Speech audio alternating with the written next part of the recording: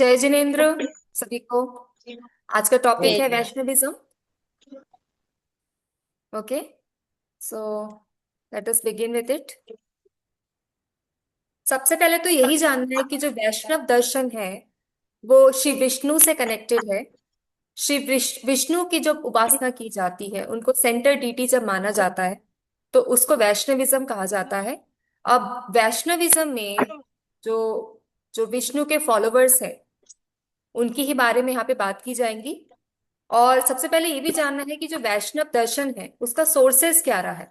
क्योंकि मैंने जैसे बताया, जो हम जितने भी दर्शन लेने वाले हैं, वैष्णव दर्शन, शैव दर्शन, शक्त दर्शन, ये सब बहुत ही पुराना है और वैदिक काल से जुड़ा हुआ है। तो यहाँ भी आप देख सकते हो कि इसका जो सोर्सेस है वो वेद है, उपनिषद है, महाभारत भी रहा है, भगवत गीता भी रहा है, इवन जो पतंजलि महाभाष्य है वो भी है। बौद्ध एंड जैन लिटरेचर में भी से भी कहीं ना कहीं देखा जाता है कि कनेक्टेड है।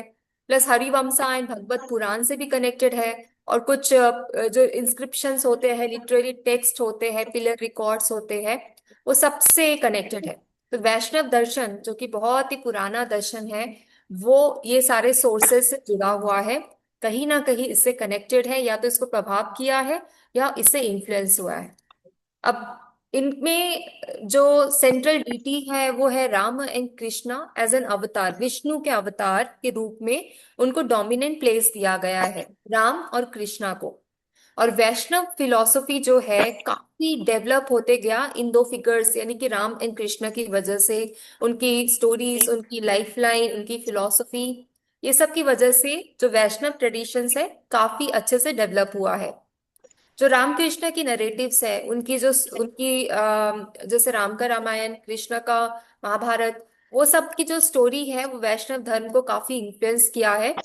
और जो Hindu and philosophical, religious and philosophical traditions रहे हैं, उसमें भी देखा गया है कि जो वैष्णव धर्म में जो विष्णु के अवतार है, राम एंड कृष्णा, उससे किस प्रकार से ये जो पूरा दर्शन है प्रभावित हुआ है।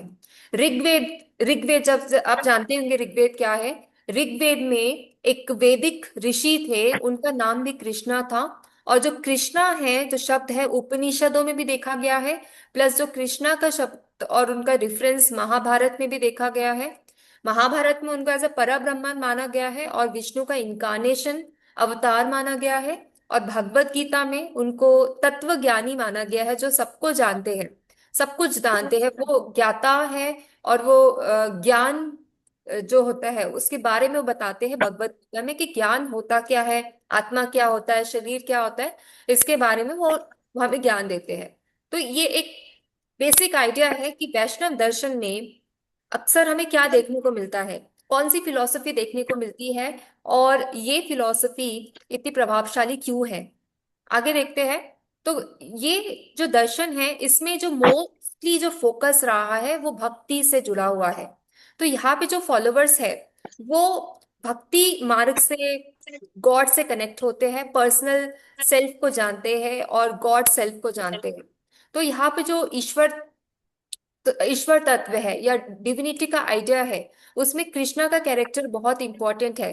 क्योंकि कृष्णा जब भी अवतार, जब वो अवतार लेते थे तो वो ह्यूमंस जो थे उनसे वो काफी कनेक्टेड थे, ह्यूमंस की लाइफ से काफी कनेक्टेड थे। और उनकी लाइफ में क्या प्रॉब्लम्स हो सकती है, उनकी लाइफ को जो कॉन्फ्लिक्ट्स है उसको रिजॉल्व करते थे। और इसी वजह से जो कृष्णा का कैरेक्टर है इस प्रकार से डिवाइन माना गया है कि वो ह्यूमन जो है, इंसान जो है, उनकी इमोशनल एंड स्पिरिचुअल नीड्स को समझते थे। और इसलिए यहाँ पे वैष्णव जो धर्म है वो वैष्णव भक्ति के रूप में वो डेवलप हुआ। और सोसाइटी, जो हमारी सोसाइटी है उसमें ये बहुत ही भारी तरीके से इफेक्ट डालता है। तो वैष्णव धर्म के बारे में कभी आपने सुना है कि कभी भी किसी से, या बोलते हुए कि ये वैष्णव धर्म के फॉलोअर्स हैं? और क्या आप बता सकते हैं वैष्णव धर्म के बारे में कुछ ऐसे थिंकर्स के नाम जो कि इसमें काफी काफी प्रभाव दिए हैं, काफी हद तक इस पे जो फिलॉसफी दिए है, जो कि आज भी हमें हेल्प करता है अपनी स्पिरिचुअलिटी की तरफ जाने को और मोक्ष की तरफ जाने को। मैम, हिंदी लिटरेचर में तुलसीदास जी, सूरदास जी, ऐसे जो पोइटर्स थे ना, तो उनकी जो चीजें हैं उनमें सारे भक्ति मार्ग के बारे में, सगुण भक्ति का जो कॉन्सेप्ट था ना, वो बहुत अच्छे से पढ़ा है मैंने हिंदी लिटरेचर में। हाँ मेरा हिंदी हाँ लिटरेचर में है ना, तो वहां पे हाँ पढ़ा हाँ है हाँ। सारी चीजें। ये बहुत अच्छी आपने बात कही, जो शगुन भक्ति। तो हमने जो कॉन्सेप्ट देखा था शगुन और निर्गुण, तो यहाँ पे शगुन मतलब जो अवतार लेते हैं, वो एक फॉर्म लेके आते हैं। विष्णु जब फॉर्म लेकर आते हैं, तो उसकी बात यहाँ पे की गई है। और वो जो है वो वैष्णव भक्ति को और ज्यादा ही प्रभावित करती है। तो इसमें जो पुराण्स है वो भी काफी इंपॉर्टेंट रोल प्ले किए हैं अवतार डॉक्ट्रिन में। जहाँ पे वो बताते हैं कि जो कृष्णा का कैरेक्टर है वो बहुत ही मधुरय है, और वो डिवोशन से भरा हुआ है। तो वैष्णव दर्शन जो है वैदिक टाइम में, एपिक टाइम में, पुरानिक टाइम पे इवॉल्व हुआ। और साथ ही साथ जो बहुत बड़े बड़े डायनेस्टी रहे हैं, मौर्य, गुप्ता और अदर इंडियन हिस्टोरिकल पीरियड, उसको काफी प्रभाव करता है। और यहाँ तक वो तीन की एरियाज को प्रोवाइड करता है। पहला है ऑन्टोलॉजी, दूसरा है एपिस्टेमोलॉजी, और तीसरा है एथिक्स एंड प्रैक्टिस। तो ये जो तीन सब्जेक्ट है, ये तीन सब्जेक्ट को वैष्णविज्म काफी प्रोवाइड करता है, उसको एक नया ही आउटलुक देता है। अब वैष्णव धर्म की शुरुआत कैसे हुई, जैसे कि मैंने अभी बताया कि हिंदू धर्म में समय समय पर एक विशेष देवी और देवताओं की पूजा की जाती है, उनको प्रधानता दी जाती है। तो किसी देवता को सर्वोच्च मानकर उनकी आराधना की जाती है। तो यहाँ पे ये पूजा विधि जो होती है उसकी धार्मिकता की पहचान बन जाती है। तो यहाँ पे हिंदू समाज में छह संप्रदाय बहुत ही ज्यादा विकसित हुए। शैव दर्शन के बारे में हमने पढ़ा हुआ है कि शैव दर्शन क्या होता है, किस देव को वहाँ पे पूजा उपासना की जाती है, उनके फॉलोवर्स कैसे थे, और उनके जो बाद में डेवलपमेंट हुए, सेक्ट्स हुए, वो किस प्रकार के थे, ये हमने पढ़ा है। फिर आता है वैष्णव धर्म, जो कि हम अभी पढ़ रहे हैं। फिर आगे शाक्त धर्म, गणपत्य, कौमार, सौर, ये सब भी है संप्रदाय जो हिंदू समाज है उसको विकसित करते हैं। तो यहाँ पे शैव, वैष्णव और शाक्त, ये बहुत इंपॉर्टेंट है क्योंकि इसमें फिलोसफिकल कॉन्सेप्ट भी बहुत गहरा है। इसके फिलोसफिकल कॉन्सेप्ट से हम अपने आत्म विचार को और जो हमारे स्पिरिचुअल का नॉलेज है उसको और डेप्थ कर सकते हैं। तो यहाँ पे क्या होता है, इस सिद्धांत में, वैष्णव धर्म में, विष्णु को सर्वप्रधान देवता माना गया है। ये सबसे इंपॉर्टेंट पॉइंट है कि यहाँ पे विष्णु को सर्वप्रधान देवता माना गया है, और बाकी की देवताओं को उनके अधीन बताया गया है। तो इस प्रकार के धर्म को वैष्णव धर्म कहते हैं, जहाँ पे विष्णु की प्रधानता दी गई है। तो इनके अनुयायी वैष्णव या भागवत कहे जाते हैं। वैष्णव बोला जाता है जो इनको फॉलोअर्स करते हैं, जो फॉलोअर्स होते हैं वैष्णव धर्म के। और वैष्णव धर्म में सबसे इंपॉर्टेंट जो मैंने बताया कि भक्ति सिद्धांत बहुत इंपॉर्टेंट है, जिसमें ये सारे कंसेप्ट, प्रेम, करुणा, भावात्मक आस्था, ये सब इंपॉर्टेंट है, जो कि इस धर्म को बहुत ही लोकप्रिय बनाता है। कि भक्ति का कंसेप्ट की बात होती, प्रेम की कंसेप्ट की बात करती, करुणा की कंसेप्ट। आजकल ये सारे जो फैक्ट्स है बाकी की फिलॉसफी से भी देखने की कोशिश की जा रही है। क्रिश्चियनिटी में देखा जा रहा है कि करुणा, कंपैशन क्या होता है, फॉरगिवनेस क्या होता है। और वैसे बुद्धिज्म में देखा जा रहा है कि करुणा, मुदिता, उपेक्षा, ये क्या होता है। ये सारे भाव को समझने के लिए फिलॉसफीज बहुत इंपॉर्टेंट है, दर्शन बहुत इंपॉर्टेंट है। तो यहाँ पे वैष्णव धर्म में हम भक्ति को बहुत अच्छे से समझ सकते, जान सकते कि भक्ति होता क्या है। भक्ति क्या सरेंडर होता है, या भक्ति सिर्फ उपासना होता है। इस प्रकार के क्वेश्चंस आते हैं। और जब हम डीपर इसमें स्टडी करते हैं, डीपर जाते हैं, तो हमें पता चलता है कि वैष्णव धर्म जो है इतना लोकप्रिय सिर्फ इसलिए नहीं है कि उसमें भक्ति है, बट उसमें एक अंडरस्टैंडिंग भी है कि गॉड और ह्यूमन का रिलेशन कैसा होना चाहिए, किस प्रकार से उनको रिलेशन को समझा जा सकता है, वो भी वैष्णव धर्म के थ्रू हम जान सकते हैं। अब यहाँ पे विष्णु तत्व और परम ब्रह्मा, इसके बारे में हम समझ सकते हैं। जैसे यहाँ पे गीता में लिखा है कि वासुदेवः सर्वम, ये जो है वासुदेवः सर्वम, ये वैष्णव धर्म का मूल मंत्र है, जिसके अनुसार संपूर्ण सृष्टि में वासुदेव कृष्ण, विष्णु की व्याप्त है। वासुदेव कृष्ण सर्वम, मतलब वो सब जगह है, इस प्रकार से ये फिलॉसफी लिया गया है। तो सृष्टि की उत्पत्ति, उसकी स्थिति और उसका लय, ये सब विष्णु से ही होते हैं और अंततः उन्हीं में विलीन होते हैं। तो यहाँ पे क्या बताया गया कि जो ओरिजिन हो रहा है सृष्टि का, प्लस उसकी स्थिति कंडीशन और उसका लय, उसका टूट जाना ढल जाना, ये सब विष्णु से ही होता है और अंत में वो विष्णु में ही लीन हो जाते हैं। तो अच्छा, विष्णु मैं जो है, आधा ऊपर बर्तन अंदर ही करा है रोज। मैं कहीं बोल नहीं म्यूट रही। कर लीजिए आवाज। सविता जी। हाँ, इसके बाद जो तीन इंपॉर्टेंट पॉइंट है विष्णु के टाइम का, वो है काल, स्थान और कारण। क्योंकि जो विष्णु के जो कंसेप्ट है वो तीनों से ऊपर है, काल और स्थान और कारण से युक्त होते हुए भी इन सबसे परे है, और वो त्रिकालातीत है। मतलब ये तीन जो काल, जो तीन काल है उससे भी ऊपर माने जाते हैं। तो काल, स्थान और कारण से युक्त होते हुए भी वो ये सबसे ऊपर होते हैं।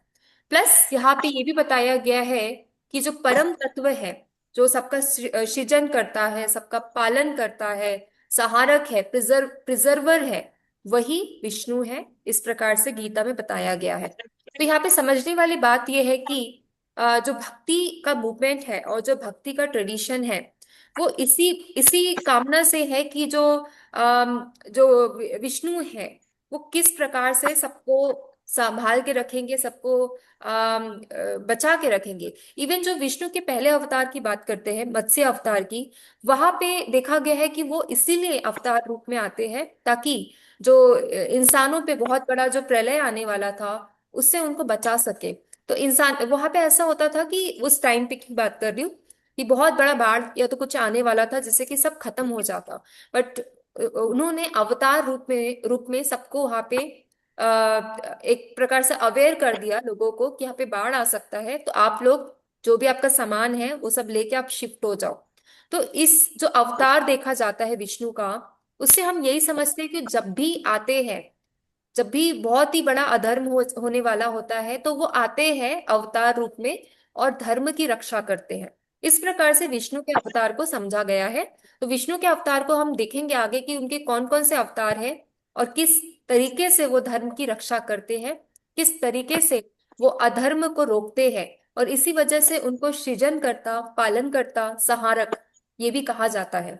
तो वही जो तत्व की बात हो रही थी, जो जो हम बोलते हैं कि ये तत्व कौन सा है जिससे कि कुछ क्रिएट होता है, तो वही एक तत्व रजोगुण से ब्रह्मा, सत्व गुण से विष्णु और तमोगुण से शिव कहलाता है। वो एक तत्व जिससे कि सब कुछ बना है। तो जब उसमें रजोगुण का कंसेप्ट आता है, रजोगुण आप समझते होंगे रजोगुण क्या होता है, तो रजोगुण से ब्रह्मा, सत्व गुण से विष्णु, और जब उसमें तमोगुण होता है तो वो शिव कहलाता है। तो इस प्रकार का कंसेप्ट वैष्णव धर्म में माना गया है। और यहाँ पे ये भी बोला गया है कि जो महाविष्णु है वो सर्वलोकेश्वर है, सर्वलोकेश्वर है।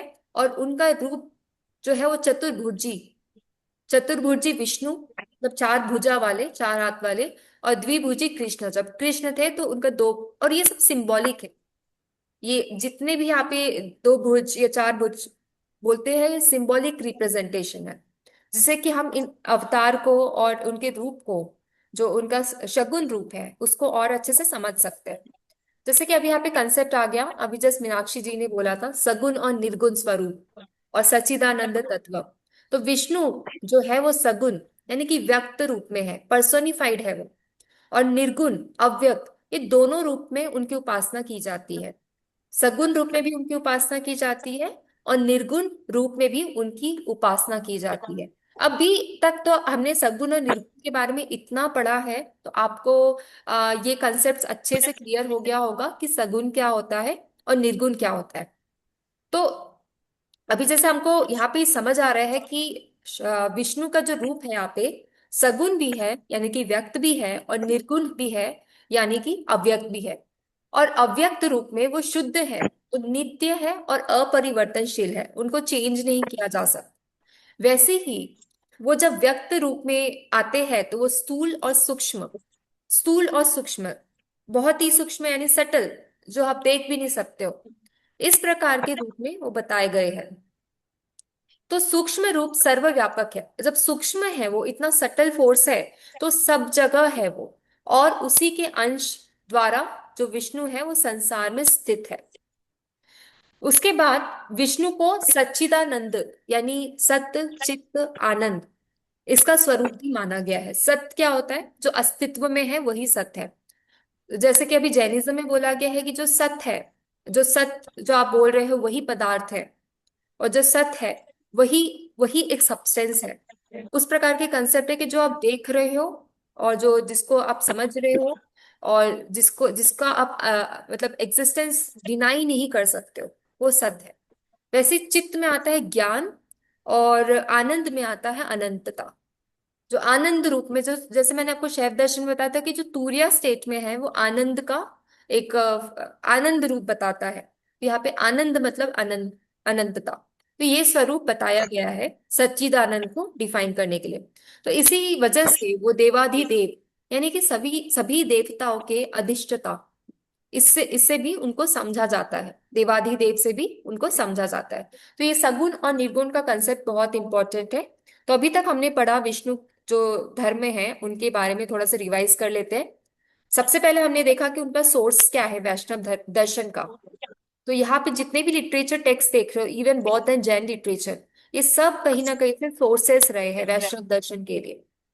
अब जो रामकृष्ण का जो अवतार है, जो रामकृष्ण के अवतार है, वो विष्णु को विष्णु जो अवतार में आया था एज रामकृष्ण, उससे हम समझ सकते हैं कि ये धर्म की रक्षा के लिए आते हैं, और जब अधर्म बहुत बढ़ जाता है तो उसको खत्म करने के लिए आते हैं। और इसके बाद हमने देखा कि जो इसके इसकी जो फिलॉसफी है वो इतनी डेप्थ है कि ये सिर्फ ऑन्टोलॉजी नहीं बल्कि एपिस्टेमोलॉजी और एथिक्स एंड प्रैक्टिस के बारे में भी डिस्कस करते हैं। प्लस हमने देखा कि जो वैष्णव धर्म है उसमें विष्णु की प्रधानता है, इसलिए उसको वैष्णव धर्म कहा जाता है। फिर हमने देखा कि जो विष्णु है वो सृष्टि के उत्पत्ति स्थिति और लय, ये सब में ही उनका रूप हमें दिखता है। और फिर हमने देखा कि जो विष्णु है सगुण और निर्गुण दोनों रूप में ही उपासित किए जाते हैं। तो इस प्रकार से हम समझ पाते हैं कि इसी वजह से उनको देवाधिदेव, यानी कि सभी देवताओं के अधिष्ठता, ऐसा कहा जाता है। अब वैष्णव दर्शन जैसे मैंने बताया कि एथिकल प्रैक्टिस पे फॉलो करता है। तो यहाँ पे हम नैतिक और उसके सामाजिक दृष्टि के बारे में थोड़ा सा देख लेते हैं। तो वैष्णव धर्म में व्यक्ति के विचारों को पवित्र बनाकर अहिंसा, प्रेम और करुणा का विकास करता है। तो ये भी बहुत इंपॉर्टेंट है। जैसे कि कल भी मैं बता रही थी आपको कि शैविज्म दर्शन में भी एक टॉपिक है जहाँ पे जो कश्मीर शैविज्म है वहाँ पे अहिंसा कैसे खत्म की जाए, उस पे वहाँ उनके टेक्स्ट मिल जाते हैं। और उसी प्रकार से वैष्णव धर्म में भी अहिंसा का बताया है कि अहिंसा को कैसे आप प्रेम और करुणा के रूप में मतलब बता सकते हो और हिंसा को खत्म कर सकते हो। इस प्रकार की यहाँ पे डिटेलिंग्स दी गई है। प्लस यहाँ पे दया, क्षमा, सौम्यता, व्यवहारिक कोमलता, हृदय की विशालता, ये सब प्रमुख नैतिक गुण बताए गए हैं। और यह जो धर्म है वो जाति, वर्ग, संप्रदाय, इसके भेद के बिना सभी को समान स्थान प्रदान करता है। मतलब सभी लोग एक समान है। सभी लोग में सिर्फ इंसान नहीं आते, यहाँ पे जानवर, पशु पक्षी, पेड़ पौधे सभी आते हैं। इसी वजह से इसका जो मूल भावना है वो है वसुदेव कुटुंबकम। वसुधैव कुटुंबकम जिसका मतलब है कि सब एक समान है, सब फैमिली है, जितने भी लोग हैं पेड़ पशु पक्षी सब फैमिली है। तो ये इसकी मूल भावना है। तो इस प्रकार से हम देख सकते हैं कि कितना ज्यादा ये धर्म आचरण के बारे में बताता है, सामाजिक सामाजिक जो दृष्टिकोण है उसको बताता है कि समाज में हमें कैसे रहना है, समाज में हमें कैसे रहना है, अहिंसक होके रहना है, प्रेम भावना से रहना है, करुणा भावना से रहना है। इस प्रकार से ये जो है सामाजिक दृष्टिकोण को भी एक नई दिशा देता है। और ये धर्म क्योंकि देखा गया है कि ईश्वर केंद्रित है, और इसी वजह से ये धर्म जो है अनुशासनात्मक है। और प्रवृत्ति मार्ग मतलब ये अनुशासन डिसिप्लिन लाइफ को फॉलो करता है। अभी जब भी कोई भी रिचुअल्स को फॉलो करता है, पूजा भक्ति को फॉलो करता है, तो आप देख सकते हो कि उसकी लाइफ बहुत डिसिप्लिन रहती है। उसको उसका पर्पस भी क्लियर रहता है कि उसका अल्टीमेट गोल क्या है। कहीं ना कहीं से उसको डायरेक्शन मिलते जाता है। और इस धर्म में ये भक्ति होने के बाद भी कर्म को भी प्रधानता दी गई है कि आप सिर्फ भक्ति में लीन नहीं होना है, आपको जो आपके कर्म है उसको भी अच्छी तरीके से आपको करना है। तो इस प्रकार से वैष्णव धर्म में ये सारे दृष्टिकोण रखे गए हैं। बताया गया है कि हमें एक अच्छा व्यवहारिक कैसे रखना है, हमें समाज में कैसे रखना है, हमें लोगों के साथ कैसे रहना है, जानवर अदर बींग्स के साथ कैसे रहना है। ये सारी जो नैतिक और नैतिक और मौलिक चीजें हैं, ये सब हमें बताए गए हैं वैष्णव धर्म में। इसमें मतलब भक्ति की बात की गई है, तो यहाँ पे साधना की बात की है। और जब साधना की बात की है तो यहाँ पे मोक्ष की बात की है। तो वैष्णव धर्म में धर्म कर्म ज्ञान भक्ति, ये तीनों मार्ग को स्वीकार किया गया है। धर्म कर्म ज्ञान भक्ति, वैष्णव धर्म में ये तीन जो मार्ग है इसको स्वीकार किया गया है। तो हम मोस्टली देखा गया है कि जब लोग भक्ति मार्ग अपनाते हैं तो बोलते हैं कि कर्म और ज्ञान का मार्ग कम हो जाता है। बट ऐसा बिल्कुल भी नहीं है। यहाँ पे जो प्रधानता है तीनों मार्ग को दी गई है, तीनों मार्ग को स्वीकार किया जाता है। पर यहाँ पे श्रेष्ठ, जैसे कि मैंने पहले से बोला है कि भक्ति मार्ग ही इंपॉर्टेंट है, भक्ति मार्ग श्रेष्ठ है। बट बाकी के जो मार्ग है वो भी प्रिफरेबल है, उसको छोड़ के ऐसा बिल्कुल नहीं है। बट इस साधना का मार्ग है, भक्ति मार्ग जो है साधना का मार्ग है। अगर आपको भगवान से जुड़ना है तो वहां पे ये भक्ति मार्ग बताया गया है। तो भक्ति का आधार है पूर्ण शरणागति, शरणागति यानी सरेंडर। सरेंडर के लिए ये भक्ति मार्ग को आधार बताया गया है। तो भाव की शुद्धता यहाँ पे अनिवार्य मानी गई है। और सिर्फ यहाँ पे ही नहीं, आपने काफी और धर्मों में भी नोटिस किया होगा कि जो भाव है उसके बारे में काफी चर्चा की गई है, डिटेलिंग्स दी गई है। भाव जो है बहुत एब्स्ट्रैक्ट कॉन्सेप्ट है। और इसी वजह से जब हम वेस्टर्न फिलोसफी खोल के देखते हैं तो वहां पे हमें इसका जो रूप है वो साइकोलॉजिकल दृष्टि से ही देखा जाता है। बट जो जो भाव के बारे में है वो फिलोसफिकल दृष्टि से आपको सिर्फ और सिर्फ भारतीय दर्शन में ही दिख सकता है। भाव को कैसे शुद्ध बनाना है, उसके लिए क्या क्या प्रैक्टिस है, वो भी यहाँ पे बताए गए हैं। तो भाव की शुद्धता यहाँ पे अनिवार्य बताया गया है। बालक जैसी निष्कलुष भावना के साथ ईश्वर भक्ति, बालक जैसे एक सादगी से रहता है, एक सीधा सा रहता है, और वो क्यूरियस भी रहता है जानने के लिए कि ईश्वर कौन है। ऐसा नहीं कि किसी किसी ने कुछ बोल दिया और आपने उसको मान लिया, उसको क्यूरियोसिटी रहती है जानने के लिए। वैसे ही यहाँ पे ईश्वर भक्ति को बताया गया है। तो यहाँ पे थोड़ा ये थोड़ा आगे का लेवल है, मोक्ष के तीन अवस्थाएं बताई गई है। तो अगर आप इसको स्किप करना चाहे तो कर सकते हैं। बट यहाँ पे जानने के लिए है कि मोक्ष की तीन अवस्थाएं कौन सी है। पहली है सारूप्य, जहाँ पे विष्णु के समान स्वरूप प्राप्त करना, विष्णु के समान स्वरूप प्राप्त करने के लिए सारूप्य, उसके जैसा रूप, सारूप्य। तो ये हो गया पहला मोक्ष की अवस्था। दूसरा है सालोक्य, मतलब कि विष्णु जहाँ रहते हैं उसके साथ उस लोक में निवास करना, ये हो गया सालोक्य। तीसरा हो गया सायुज्य, मतलब जीव का विष्णु में पूर्ण विलय, परम मोक्ष, विष्णु में ही मिल जाना, वो हो गया सायुज्य। तो ये तीन प्रकार के अवस्थाएं बताई गई है मोक्ष की, जिससे कि हम जो वैष्णव धर्म है उसको समझ सकते हैं, उसको जान सकते हैं और लोगों में उसकी भावनाओं को पहचान सकते हैं। तो ये तीन चीज, सारूप्य, सालोक्य और सायुज्य, इसको आप ध्यान में रखिए। और वैष्णव धर्म का जो मूल मंत्र है वो है ओम नमो नारायणाय, ओम नमो भगवते वासुदेवाय। तो यही मंत्र से वैष्णव धर्म में मोस्टली भक्ति मार्ग को एक्सेप्ट किया जाता है और उसको अपनाया जाता है। तो यहाँ तक तो हमने बात की भक्ति की। अब आगे देखते हैं इनकी कम्युनिटी के बारे में। तो ये बहुत इंटरेस्टिंग होगा आप लोग के लिए, क्योंकि आप में से किसी ने क्वेश्चन किया था कि जो विशिष्ट अद्वैत है वो क्या होता है। तो वो क्लैरिटी आ जाएगी आपको जब इनकी कम्युनिटी के बारे में पढ़ेंगे। तो जो इनकी संप्रदाय है वो चार जो थिंकर्स है उससे काफी प्रभावित हुई है। जो पहला है वो है श्री वैष्णव, जो कि कोर वैष्णविज्म को फॉलो करते हैं। फिर जब थिंकर्स के थ्रू थोड़ा सा इसमें जब ढीलापन आ जाए या थोड़ा चेंजेस आ जाए तो उस हिसाब से इसमें जो सेक्ट है, संप्रदाय है, वो डिवाइड हो जाती है। पहला है श्री वैष्णव, फिर है माधव जो कि माधवाचार्य के जो फॉलोवर्स है वो इस कम्युनिटी और इस लीनेज को फॉलो करते हैं। फिर है वल्लभाचार्य और निम्बार्क। तो ये सब एक पर्सनल गॉड को मानते हैं कि जो गॉड है वो पर्सनल होता है, आप उससे पर्सनल डिस्कशन कर सकते हो और आपकी पर्सनल तरीके से वो जो आपकी प्रॉब्लम्स है उसको रिजॉल्व करता है। क्योंकि कुछ प्रॉब्लम्स होते हैं यूनिवर्सल, जैसे बाढ़ आ गया, ये कुछ हो गया, तो ये कॉमन प्रॉब्लम हो गया। बट अगर आपकी लाइफ में कोई प्रॉब्लम है, आपकी लाइफ में कोई दुख है जो बाकी के लाइफ में शायद ना हो, तो वहां पे यह भक्ति मार्ग इस प्रकार से अपनाया जाता है कि वो गॉड जो है पर्सनल है, आपके दुखों को समझ रहे हैं और उसका निवारण करने के लिए आपको हेल्प कर रहे हैं। तो यहाँ पे जैसे मैंने अभी बताया तीसरे पॉइंट में कि जो ओल्डेस्ट है और सबसे लार्जेस्ट है वो श्री वैष्णव है। उसके बाद माधव है जो कि कर्नाटक स्टेट में ज्यादा से ज्यादा आपको मिलेंगे। और वल्लभाचार्य जो है वो छोटे छोटे ग्रुप में राजस्थान एंड गुजरात में दिखेंगे। फिर उसके बाद उसके बाद जो निम्बार्कस है वो नॉर्थ इंडिया में फिर वो स्कैटर्ड हो जाते हैं।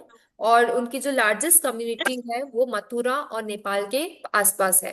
तो इस प्रकार से उनका डिवीजन हुआ according to their followers, according to their thinkers and उनके विधि और उनके मान्यता के हिसाब से वो संप्रदाय डिवाइड हो गया।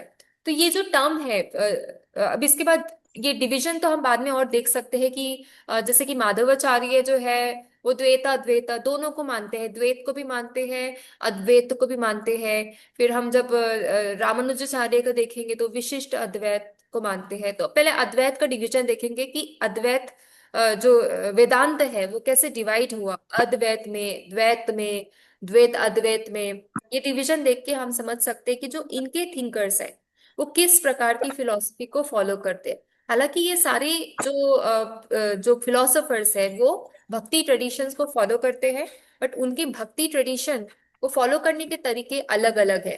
इनमें से कुछ स्ट्रेट ब्रह्मांड को मानते हैं, बट इनमें से कुछ ऐसे हैं कि ब्रह्मांड के साथ ईश्वर को भी मानते हैं। तो इस प्रकार से हम इनके डिविजन्स को समझ सकते हैं।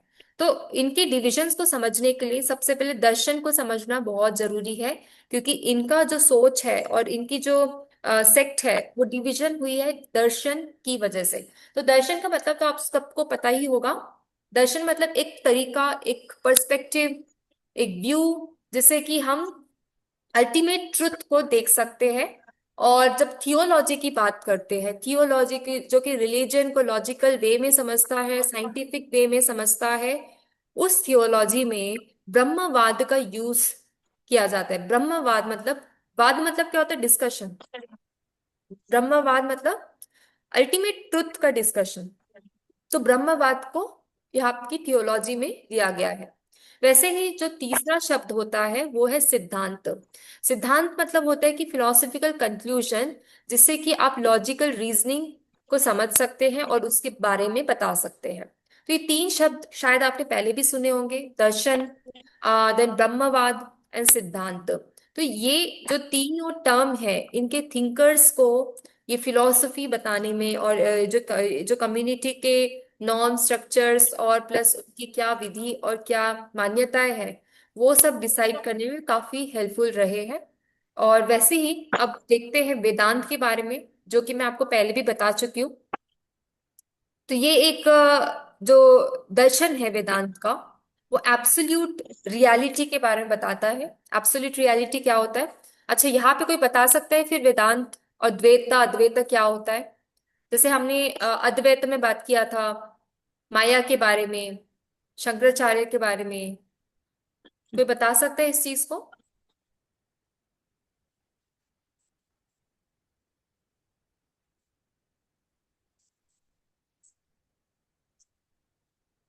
यस। द्वैत का मतलब तो एक ही ईश्वर को मानना, जो इतने सारे हैं, और द्वैत में मतलब दो का कंसेप्ट रहेगा शायद। हम्म। ठीक है। तो मैंने जैसे अभी आपको बताया, सबसे पहले तो वेदांत, वेदांत जो वेदों का अंत है। अब वेदों का अंत है तो यहाँ पे जो ज्ञान की बातें हैं वो रिचुअल से हटके ज्ञान मार्ग की ओर ज्यादा से ज्यादा फोकस करती है। और यहाँ पे जो बातें हैं वो काफी लॉजिकल वे में, साइंटिफिक वे में दिया गया है। जो स्क्रिप्चुरल जो रिविलेशन हुआ है, वेदों के बारे में बताया गया है, उपनिषदों के बारे में, ब्रह्म सूत्र के बारे में, उसके बारे में लॉजिकल तरीके से बताई गई है।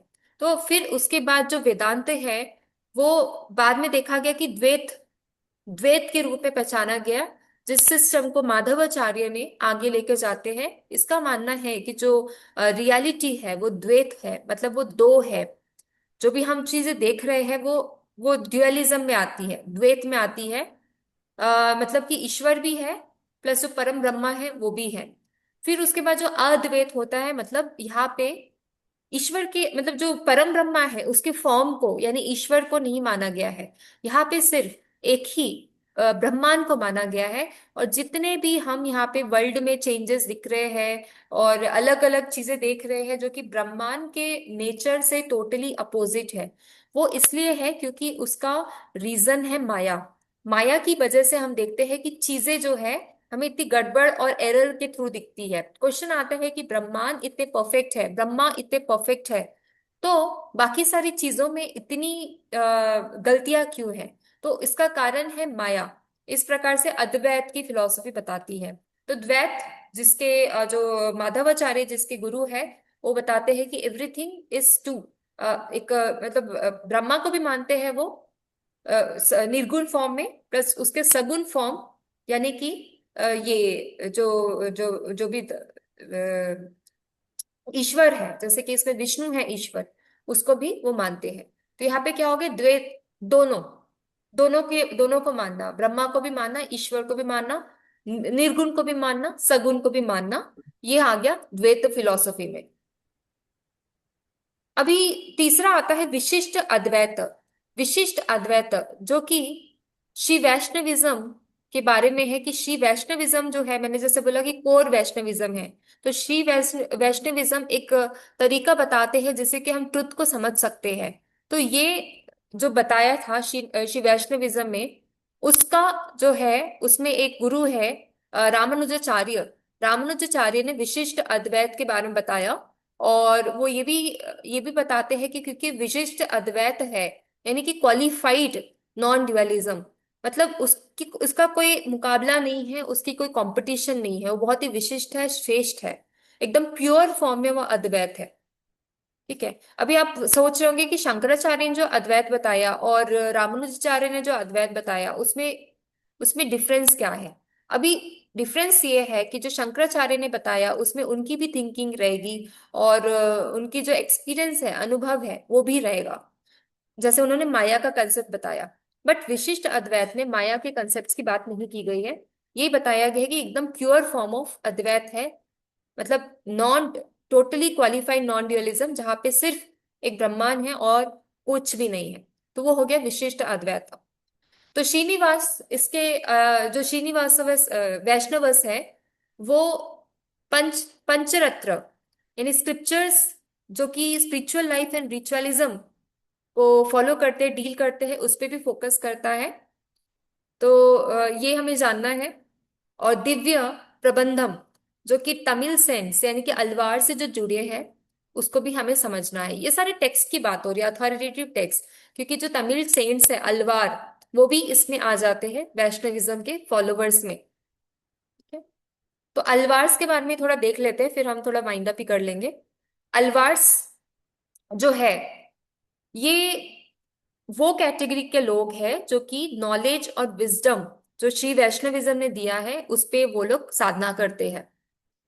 इसमें सेंट्स भी आ जाते हैं और इसके प्रीचर्स भी आ जाते हैं। तो जो 12 सेंट्स थे उनको अलवार बोलते हैं। अलवार का मतलब होता है, वो तमिल शब्द जिसका मतलब होता है कि गॉड रियलाइजेशन के, जो गॉड रियलाइजेशन का प्रोसेस है उसमें डूब जाना, पूरी तरीके से उसमें खो जाना। तो 12 सेंट जिसको अलवार बोला जाता है, तो उनकी उनकी वजह से यहाँ पे श्री वैष्णविज्म का जो सेक्ट है वो काफी अच्छे से डेवलप हुआ। और इसमें जो पहले और मोस्ट प्रोलिफिक थे जो अपनी राइटिंग में, वो है नामलवार। नामलवार जिन्होंने ये जो श्री वैष्णविज्म के जो ट्रुथ है उसको लोगों के सामने लेकर आए और इसमें क्या शक्ति है और इसमें कितनी साधना होनी चाहिए, इसके बारे में वो बताते हैं। तो अलवार के बाद आचार्य आए, और ये सारे जैसे कि नथ मुनि, जो कि हिम्स को कलेक्ट करते हैं, कंपाइल करते हैं नलाइरा दिव्य प्रबंधम में और द्राविड़ा वेद में। तो ये सारे लोग एज अ इसके फॉलोवर्स आए, इसके इसके प्रीचर्स आए, जो कि जो परंपरा थी श्री वैष्णविज्म की, उसको आगे लेकर जाते हैं। ठीक है। और ये बस देख लेते हैं, ये टर्म्स जो है यहाँ पे, इसको पता होना चाहिए आपको। ये जो परा मतलब क्या होता है, जो ट्रांसेंडेंटल फॉर्म में है, मतलब जो स्पेस एंड टाइम के भी बियॉन्ड है, वो हो गया परा। फिर जो दूसरा है वो है व्यूह, मतलब मैनिफेस्टेशन। जैसे कि अभी मैंने बोला कि जो विष्णु है वो मैनिफेस्ट होते हैं, अवतार फॉर्म लेकर आते हैं, तो वो मैनिफेस्टेशन को व्यूह बोला गया है। फिर इनकारनेशंस को अवतार बोला गया है, मतलब अवतार मतलब दूसरा दूसरा रूप लेके। व्यू मतलब मैनिफेस्टेशन, थोड़ा सा डिफरेंस है यहाँ पे। और फिर उसके बाद जब वो हर चीज को देखते हैं, परसीव करते हैं, तो उसको अंतर्यामी। तो ये कोई शब्द है, ये डिवाइन के क्या क्या रूप है उस बारे में यहाँ पे दिए गए हैं। ठीक है। तो यहाँ पे हम खत्म करते हैं आज का, और डिस्कशन के लिए आगे बढ़ते हैं।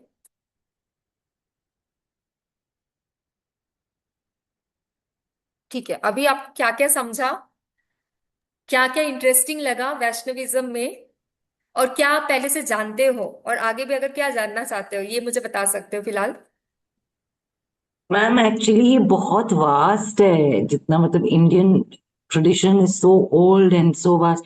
अभी आप जब बोल रहे थे तो याद आया, जैसे कि कुछ लोग ऐसे वो सिंबल बना के जाते हैं ना, वो I hmm. Think Vaishnav, that's all I knew, Vaishnavites have that symbol, ऐसे यू टाइप का आई थिंक बनाते हैं। हाँ हाँ, तो कृष्ण भक्त होंगे, कृष्ण और भक्त जो की बात कर रहे होंगे तीन आप। तीन ऐसे करते हैं वो शिव भक्त हैं वो जैसे। शंकराचार्य के वो। शंकर तो ऐसे ही मतलब, तो कोई अय्यर है, कोई अयंगर है, कोई मतलब उतना ही पता था। हाँ, तो वो उनकी थिंकर्स की वजह से ना।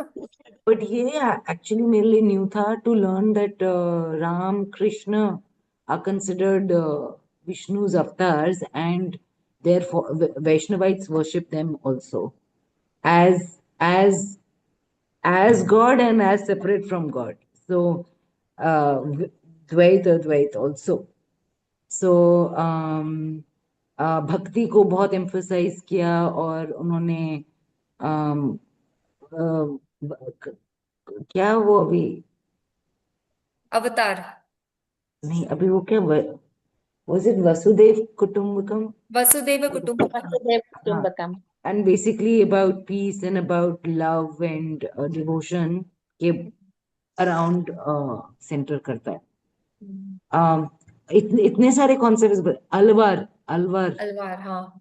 अलवार के बारे में सुना था मैंने, लेकिन अ, जैसे अलवार सिद्धार ऐसे सुना था। तो 12 अलवार्स है ना, 12 अलवार्स है, उनमें से एक इज हाँ अ वुमन। हाँ। But I don't know much more than that. आज हमने बेसिकली ये भक्त निर्गुण एंड सगुण फॉर्म में भी माना जाता है। और जो हम्म। मीनाक्षी जी बोल रहे थे, बहुत लिटरेचर है, बहुत पोएट्स ने लिखा है हाँ। on the abstract form of Vishnu also. Hmm. And इतना ही फ्रॉम मी। मैंने इजी इजी वाली पहले बोल दी ताकि सबको डिफिकल्ट वाली चीजें। नहीं, इसमें ऐसा सब ऐसा ही है, इजी ही है सब कुछ। बट आपने बहुत अच्छे से बताया उसका जो बेसिक, जो प्रिंसिपल्स है कि भक्ति ट्रेडिशंस को फॉलो करते हैं, इट्स वसुदेव अबाउट कुटुंबकम डिवोशन, को मानते हैं। It's about devotion. अभी वो बोला ना भक्ति ज्ञान, नहीं क्या बोलते, भक्ति कर्म ज्ञान ज्ञान। और तीन एक ही और है, भक्ति कर्म ज्ञान। हाँ। इसके थ्रू मोक्ष के पाथ में हो सकते हैं। हाँ, बिल्कुल। काफी है इसमें एक्चुअली, बहुत डिटेल्स है, और हम लोग काफी डिटेल्स में पढ़ने वाले हैं। तो आप लोग रेडी रहिए, उस तरीके से माइंडसेट रखिए कि अभी जस्ट क्लास शुरू हुई है वैष्णविज्म की, आगे मैम जो मेरा पढ़ेंगे शायद। प्रेजेंटेशन का टॉपिक यही लूंगी मैं। प्रेजेंटेशन का टॉपिक। अच्छा, बढ़िया है, आपको तो पहले से नॉलेज है इसकी, तो इट्स नहीं, नाइस। मेरे को इंटरेस्ट है, अच्छा है ये वाला मेरे लिए, तो आई विल टेक दिस। तो मैम हाँ। मेरा ये सोचना था कि जैसे अब महावीर आए हैं, Mahavir and Buddha were contemporaries, hmm. Right? So a lot of these traditions did it exist in the BC also, or was it in the AD? कौन सा, वैष्णविज्म का? Yes, ma'am. वैष्णविज्म तो डेवलप्ड रिलीजन है ना, वेदों से इंस्पायर हुआ है, फिर बाकी के थिंकर से भी इंस्पायर हुआ है। तो ऐसे ऐसे ये लाइक बढ़ता हुआ रिलीजन है, बढ़ता हुआ धर्म है। Okay, okay. मतलब क्योंकि वरना हमें कमेंट्रीज मिलती ना, हम्म। अगर इतना पॉपुलर होता उस टाइम। उस टाइम बहुत पॉपुलर था विष्णु की जो प्रधानता थी वो वेदों से उसकी प्रधानता चली आ रही है। फिर बाद बाद में जो भक्ति ट्रेडिशनल मूवमेंट आया उससे ये सब चीजें और पॉपुलर हो गया। जो फ्रीडम फाइटर्स वगैरह थे वो भी इसको इतना मानते थे क्योंकि उनको लगता था कि यही तरीके से हमको अपनी आजादी मिल सकती है, यही तरीके से हम अपनी जिंदगी को फिर से जी सकते हैं। तो ये ट्रेडिशन बहुत पॉपुलर हुआ इवन कबीर के टाइम टाइम पे। और मैम ये ब्रॉडली मुझे तो अभी लेटेस्ट सेंस। वाला तो मैं मीरा है ना, मीराबाई, जो हाँ कृष्ण हाँ भक्त हाँ, थी। मीराबाई, हाँ। मीराबाई। तो ये उसी लोग टाइप ने जो में। लिटरेचर में जो अच्छा, है उन्होंने इसको काफी पॉपुलर किया। अब ये बहुत पहले से शुरुआत हो चुकी थी धर्म की, बट ये कैसे डेवलप हो रहा है वो भी हम देखेंगे, आज की स्टेज में है। तो मैम मैम एक्चुअली एक शिव धर्म और ये वैष्णव धर्म दोनों साइमल्टेनियस थे। हाँ, साइमल्टेनियस बोल सकते हैं, यू कैन से, क्योंकि दोनों वेदों के टाइम से ही पढ़ा जा रहा है, समझा जा रहा है इसको। राइट। हम्म। मतलब ऐसे लग रहा है कि in the context of so many godly figures, people are focusing on some. तो जिन्होंने कुछ शिव जी का वो कॉन्सेप्ट उठाया तो वो शाइवाइट्स हो गए, जो विष्णु का लिया तो वो हो गए। हम्म। मैम मेन चीज मुझे ब्रॉड श्रामणिक ट्रेडिशन एंड वैदिक ट्रेडिशन में ये लग रहा है, is the origin story, right? सब हम्म। लोग बोल रहे हैं किसने क्रिएट किया उसको वर्शिप करो, वो हम्म। हमसे बड़े हैं, वो ज्यादा पावरफुल हैं। हम्म। ठीक है, वो एक भगवान का कॉन्सेप्ट आ जाता है वहां पे। और यहाँ पे श्रामानिक जो है for the own reasons like Buddha and Jain, they are saying ये सब कुछ था हमेशा से। ये जो हम for at least for Jainism I can say that what we are saying did not, that there is no creation, we are saying yes but there is a beginning, there is, मतलब वो जो उत्पाद और वो द्रव्य। हिंदी में कैसे, हम्म। हाँ वो, देव एंड द्रव्य। हाँ that is happening in the changing modes. It's in the modes. The essence was not created and will not be destroyed. So when the first time I learned about this in metaphysics, first thing that came to my mind was, oh, Shiva is the destroyer, oh, Vishnu is the sustainer, oh, Brahma is the creator.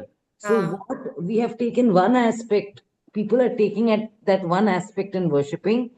Here Jainism is saying that मतलब भक्त मत बनो, भगवान बनो, है ना? और बोल रहे हैं कि इसके change, but there must be some truth in even what the Shaivites are following or Vaishnavites are following. It basically is making you a better person, more powerful, more inward, you know. So, right. so is it okay to say when we look at anybody who is following Ram or Krishna, they are Vaishnavites? Is it okay to say that? No, we can not say like that. Okay. जब तक actual उनकी जो विधि है, उनकी प्रधानता है, ये सब नहीं समझ जाए, ये नहीं बोल सकते, क्योंकि सिर्फ फॉलो कर रहे, ये नहीं, वो उनको श्रेष्ठ मान रहे हैं। उनको लग रहा है कि वही है, बाकी जो है वो एग्जिस्ट में नहीं है, या बाकी की प्रधानता नहीं है। सबसे उच्चतम यही होगा कि इस पर्टिकुलर गॉड को फॉलो करना, उनकी पूजा करना। उस हिसाब से उनको कैटेगराइज किया गया डिफरेंट डिफरेंट सेक्ट्स में। क्योंकि वैसे तो हिंदू में सारे गॉड को माना जाता है, बट कौन से गॉड की किस समय पे प्रधानता दी गई है वो हम एज अ फेस्टिवल समझ लेते हैं। दिवाली आ रही है तो राम का त्योहार है, और जन्माष्टमी आ रहा है तो श्री कृष्ण का त्योहार है, इस प्रकार से हम समझ लेते हैं। पर कुछ लोग ऐसे हैं कि सिर्फ एक पर्टिकुलर गॉड, उनकी प्रधानता और उन पे विश्वास रख के वो अपने पूजा पाठ करते हैं, उस हिसाब से उनकी सेक्ट्स डिवाइडेड है। मैम पर कहीं तो कंफ्यूज होता है ना मैम, जैसे शिव को बताया कि वही सबसे इम्पोर्टेंट है सृष्टि के, वो उन्होंने मतलब त्रिकालातीत है, सब त्रिलोकीनाथ है वही है। यहाँ विष्णु को भी सेम बता रहे हैं तो। नहीं, विष्णु को यहाँ पे सेम एज अ सेम नहीं बता रहे। अभी शैव दर्शन में क्या बताया कि जो बाकी जो के जो देव है, ब्रह्मा विष्णु, उन्होंने उनको शक्ति दी और उस शक्ति का उपयोग करके उन्होंने इसका सृजन किया। हाँ तो वो भी। प्रजापति भी बोलते हैं उनको, क्रिएटर हाँ बोलते हैं ना, प्रजापति। राइट, तो वो भी वही, वो भी वही है और विष्णु भी वही है। नहीं, विष्णु का तो एज अ हम बोल रहे हैं कि हाँ ऑब्वियसली विष्णु ने शक्ति दी ना शिव को, उस हिसाब से तो हम बोल सकते हैं कि वो भी है क्रिएटर में। फिर जब बाद में हम देखते हैं कि ब्रह्मा विष्णु महेश, वो तीनों ही एक शक्ति है जो कि परम ब्रह्मा है। हाँ वो हाँ, अलग अलग कर अलग। सकते हैं, पर अगर कंपैरिजन करने जाओ तो शिव भी वही है, विष्णु भी वही है, मतलब भगवान एक ही है, रूप हाँ अलग अलग हो गए, हाँ, ऐसा हम रूप कह अलग सकते अलग है, जैसे सगुण और निर्गुण में बताया, परा और अपरा का बताया। उस हिसाब से हम समझ सकते हो कि उसको पर्सोनिफाई किया गया है। और यहाँ पे टू मच पर्सोनिफिकेशन है गॉड को। गॉड इज पर्सनल, मतलब ये बहुत बड़ा स्टेटमेंट है। अब गॉड को, मतलब यहाँ पे जो श्री कृष्णा को जब देखते हैं, जब जन्माष्टमी आती है, तो उनका अभिषेक किस प्रकार से किया गया है आपने देखा होगा। टू मच पर्सनल, लाइक हैं। बेबी, उस उनकी केयर किया जाता है, राइट उनको झूला झुलाया जाता है। तो ये एक पर्सोनिफिकेशन जो है, उसके बारे में ये भक्ति जो मार्ग है ये बताया गया है। मैम, मैंने फ्लाइट में देखा था, जैसे हम लोग वहां से कनाडा से आ रहे थे, तो जैसे हम लोग शॉल ओढ़ के बैठे थे तो एक के पास में मूर्ति थी, तो उन्होंने उनको भी स्वेटर पहनाया, तो मैंने कहा कि भाई आपने ऐसा क्यों किया, तो बोले हमको ठंड लगती है, तो भगवान को भी तो ठंड लगती है ना, तो इसलिए उन्होंने भी उनको कवर किया, मतलब बहुत इनोसेंट टाइप लगा मुझे कि वो भगवान को भी लड्डू स्वेटर गोपाल पहना ना, दिया। लड्डू हाँ, गोपाल। गोपाल, हाँ। वो तो हाँ मैम मतलब आपको जैन कई बार मंदिरों में भी सीखा मैंने। मिलेगा। आपको जैन श्वेतांबर मंदिरों में भी मिलेगा, वो कैसे कपड़े लगा के, वो टीका ईका लगा के पूरा अच्छा वो यहाँ पे है, हाँ मतलब हाँ, वो आई भी है। हमारे इंडियन ट्रेडिशन आई में पूजा ही रहा करना है। नंबर की बात अलग है, बट जैसे ठंड लग रही है तो स्वेटर पहनाना, वो वही मतलब मैं बोल रही स्नान हूँ कि जो कराना, वो सब पर्सोनिफिकेशन स्वेटर, जब हाँ आ बस जाता स्वेटर है। से पहनना है कि उनकी भगवान को हाँ, ठंड सबका लगेगी है। करके। हाँ हाँ बहुत हाँ। मतलब लगा कि कितना भोलापन है ना कि भगवान को भी ठंड लगेगी। हाँ। मैम आपने आज वो सत्व के अभी भी बोला, सत्व गुण के बारे में, दैट विष्णु इज हाँ, रिप्रेजेंटेड एज द सत्व गुण अमंग्स द तमस एंड तमो एंड रजो, रजो रजोगुण, गुण। रजोगुण है तमस असल। तमो तमस गुण एंड रजोगुण। Ma'am, मतलब if वही। there is a God, if हाँ there हाँ is a God, it is हाँ, abstract. It's a force. It cannot be like it's so flawed for us to think of it.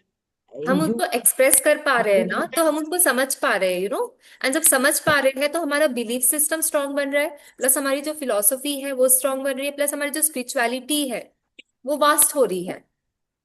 किसी की चीज में अगर डीपर जाते हैं तो क्या होता है, हमारी भावनात्मक जो शक्ति है उसका विकास होता है। तो अगर डीप भी है तो it is for the goodness only, उसमें किसी का नुकसान ही नहीं है। मैम ऐसे में क्रिटिसाइज नहीं करना चाहती, because हाँ। we are learning that we have to learn all things, but in Jainism there is also something like as a profound agyan also. Hmm. We can go very deep into agyan also and not know it. We हाँ can still be good human beings, हाँ but we हाँ can not know also. you know. हाँ, तो वो अगर मतलब नहीं जानना है, अज्ञानता, तो उसको एक टर्म बोलते हैं एग्नोस्टिसिज्म। हम्म, मतलब वही है कि है सब कुछ, बट आप ऐसे दिखा रहे हो कि हम जानना नहीं चाहते, बीइंग वेरी एग्नोस्टिक। तो वो लोग भी हम्म, होते हैं, but what we have to do, we have to just consider और try to understand origin, development, और सबसे बड़ी बात उनकी कम्युनिटी कितनी डेवलप हो रही है, उनमें क्या दिख रहा है, किस प्रकार के उसमें विचार दिखते हैं। हम्म, क्योंकि मेन तो वही है ना यहाँ पे, आचार, एथिक्स, नैतिकता, कितना प्रभाव हो रहा है दर्शनों से, वो हमें देखना है। जब हम वर्ल्ड रिलीजन की बात करते हैं तो वहाँ पे सबसे बड़ा पॉइंट टॉलरेंस ही आ जाता है। क्या ये सब पढ़ के टॉलरेंस आ रहा है ह्यूमन में, एक अंडरस्टैंडिंग डेवलप हो रही है, सेक्युलरिज्म फॉलो कर रहे हैं, ये सारी चीजें ही हमको जानना है final, as a final thing. But अच्छी यार नई नई चीजें पता चल रही है। ये तो हम सब रिलीजन्स के बारे में बोल सकते हैं, इंक्लूडिंग सिखिज्म, जैनिज्म, हाँ, वो सब एवरीथिंग। भी पढ़ेंगे ना, क्रिश्चियनिटी पढ़ेंगे, इस्लाम कि पढ़ेंगे, सब कि पढ़ेंगे। मतलब फिलोसफी तो कम्युनिटी फॉलो नहीं करती कभी। नहीं वो करती गैप ना, रहता है। इसलिए हाँ, हम मतलब थिंकर्स को अहिंसा की फॉलो। बात आपने अभी बताया, और हमने पहले भी पढ़ा, अहिंसा के बारे में तो सब रिलीजन्स बोल रहे हैं, हाँ है ना? तो हाँ, वो है बेसिकली। अहिंसा को समझना भी पड़ेगा, अहिंसा होता क्या है। क्योंकि लोग बोलते हैं कि सिर्फ मारना, जानवरों को किल करना इज ओनली अहिंसा, बट उससे भी बढ़ के आप क्या बोल रहे हो, क्या इसमें भी सोच रहे अहिंसा, क्या हो? सोच रहे क्या हो, सोच रहे हो? भावात्मक दैट इज अहिंसा ऑल्सो। भी बहुत ज्यादा जरूरी है, भावात्मक अहिंसा भी बहुत भावात्मक, ज्यादा जरूरी है, भाव हाँ। हिंसा नहीं तो करना हमें है। ये सारी चीजों का पता होता है, और रिलीजन ऐसा सब्जेक्ट है कि बहुत डिटेल में पढ़ सकते हैं, और अच्छी भी बातें, पढ़ना भी चाहिए, है ना। ठीक है, तो वी विल स्टडी मोर। अभी मैं वाइंड अप करती हूँ क्लास। ओके, अरे, चलिए, सी इन द नेक्स्ट क्लास। जय जिनेन्द्र। जय जय जिनेंद्र। जय जिनेंद्र। यू। Thank you. जय जिनेन्द्र मैम।